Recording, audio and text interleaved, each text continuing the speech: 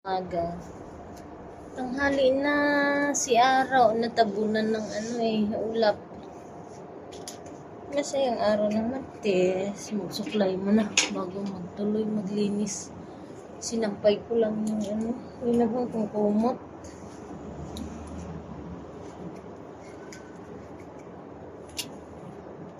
Ako sana magpalit ng sapin ng kama ko. Kasi walang problema sampayan. Wala na ang masampayan. Buhok ko sobrang puting-puti na. Labasan na yung uban.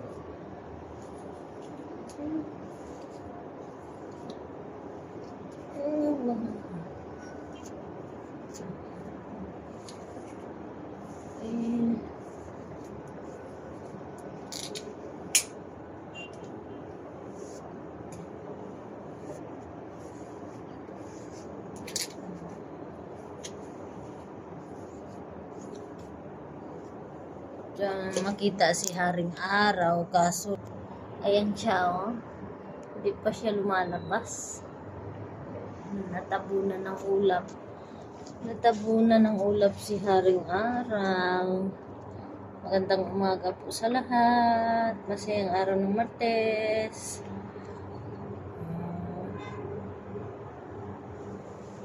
Ayan.